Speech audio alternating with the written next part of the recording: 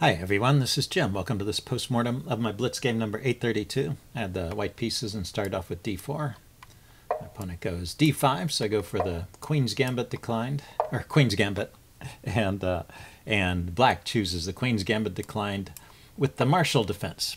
So this is not a very good defense. There are lots of good moves here. c6, e6 are taking the top three choices, but this cannot be recommended. Well, I'll talk about some of the ways I've tried. Actually, I looked at it from the black side to try and rehabilitate it, but I don't think it's something you should be playing. Let's see. White takes. This is the way to refute the Marshall, is to go ahead and take. And well, one of the ideas here, right, is to play c6. I looked at this for a while, just a gambit, and black gets some play for the gambit, but probably not enough compensation for the pawn. But you know, white takes and black gets a free move of development, and but like I said, probably not enough compensation for the pawn. So having gone this far, you probably should take. And then a key move from white is this knight f3 move. You need to prevent black's counterplay with e5. So that's if you're playing against the Marshall, that's the thing to remember. You first take the pawn, and then you play knight f3, and you should end up in some kind of position here that's playable. And maybe the best line for black at this point is this bishop f5 line, trying to prevent for the moment the move e4, and then white should play knight bd2. That's the best move here. You're going to force through this move anyway.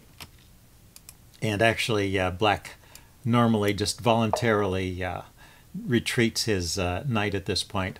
And white can play on, queen b3 is the book move, e3 is an okay move too, just giving up on ever playing e4, playing it for a while, and just developing, opening up a line so you can develop your light squared bishop. And you have maybe half a pawn advantage in the chess engine's estimate at this point. So a bigger than usual opening advantage, but maybe that's the best way for black to play it, to try and survive this opening. Anyway, he went c6. We're out of the opening book at this point, and after I play e4, which is what you're striving for in the Marshall defense, you want, or when black plays the Marshall defense, what white is striving for to refute it is to get in this e4 move, kick that knight at a time when it doesn't have any useful targets over here. It's not like the Grinfeld where you can trade the knight off for a knight on c3 and you have the bishop on this diagonal. It's just a lot slower. So the knight just has to go back. And the chess engine gives white a +1 advantage at this point. So quite a strong edge. Although in most cases that doesn't last. So as the game goes on, as long as black doesn't do anything foolish and both sides do normal developing moves, white has a persistent edge, but it doesn't always stay up at that +1 range. Let's see. Anyway, I continue here with some normal developing moves. He goes with the g6 setup. It's probably pretty reasonable given this pawn structure. I go bishop d3. Cancel that. I went bishop d3. He went bishop g7. Went bishop to back to c2. This is maybe a little slow, but I was wanting to open up this file, the d file, so my queen was supporting the d pawn. He does get pressure on the d pawn. Let's see. Well, he castles first and I castle, and he plays bishop to g4, and this starts to put some pressure on the d pawn. He's got the queen and potentially this bishop looking at the pawn here. So I bring another piece out to defend it, and then he plays b5 here, which is kind of a weird move. And the chess engine gives this continuation, actually. Knight to h5, and that's actually a threat on this pawn. Rook to c1, ignoring the threat, and then bishop takes, queen takes. So black had to give up the bishop pair there in order to grab a center pawn, and then this bishop is stuck in a pin for a while. So this is still a favorable position for white, but it's kind of an interesting way for black to play, and a little more challenging than this move b5, which doesn't really threaten a whole lot since my my e-pawn is well defended, so this knight is just going to move somewhere if it gets chased by the pawn. So I decided to kick the bishop at this point, and he just retreated. He didn't try to go for any lines where he wins the pawn. I don't know if he could have won the pawn in that case because it's a little slower this time without this knight h5 move in. There's not enough pressure on the pawn. So he just retreated. I developed my rook. Looking at the backwards pawn here. I played knight to a6. Now the problem with this structure is he hasn't got a good way to get this knight into the game. Let's see, I go queen to d2 here. I was thinking of trading off the dark squared bishop. That's one of his more active pieces in this position. He went knight b4, which is another mistake, although it didn't cost him too much. I mean, I do have to drop my bishop back. I don't want to let him trade it off. And if he just left the knight there, I would play a3 and kick it back. So, but he retreated voluntarily. So he kind of wasted one move there, I guess. Let's see, now I go for this bishop trade, and he goes for b4. So b4 here, yeah, I looked at this because I wasn't quite sure where this knight belonged.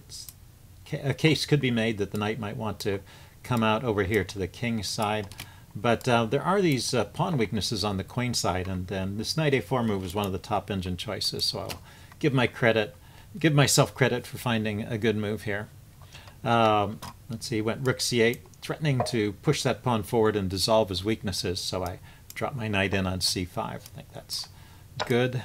We have this exchange, and then he plays a5 here, defending his b pawn.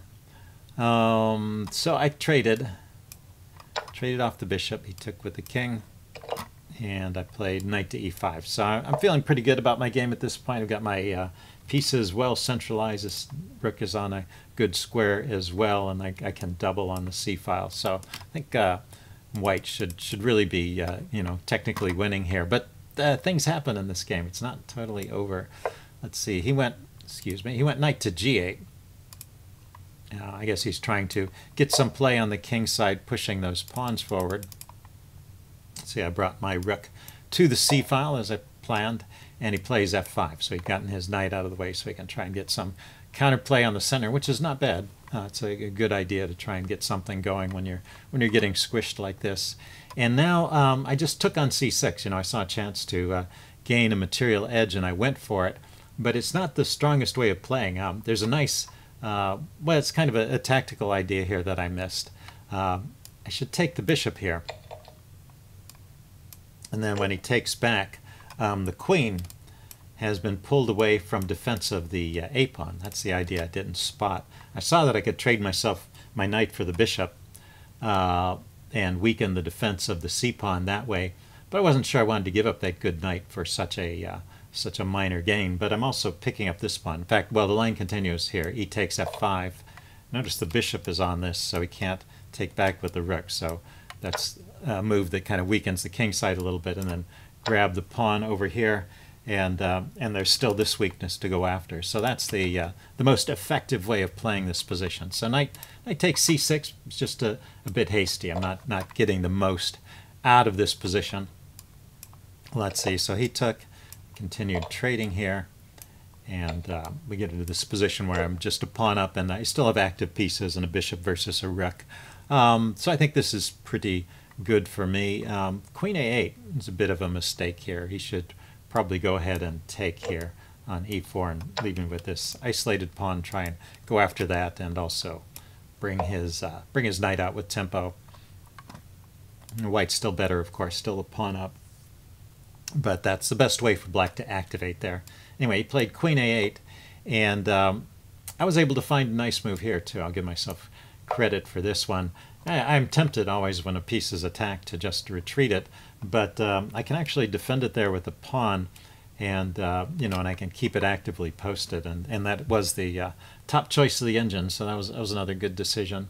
Let's see, he can take on e4, so he is weakening my central pawns here. Now this guy is isolated. Maybe he can get some play against it, and he gets his knight developed. So he managed to get something going here, but this is still quite a good position for me. Let's see, he went rook to d8, and at this point I decided to push the pawn forward with d6. Noticing the bishop is still defending my rook, I'm setting up some kind of maybe discovered attack on the queen and simultaneously attacking that pawn. So that's a good move, but there's actually an even better move here, which is queen to e2. And so there's a kind of a tactical idea, because this seems to leave the pawn here hanging, but it's not really hanging. And so why don't you see if you can spot the tactic here. Yeah, this is another idea I missed during the game.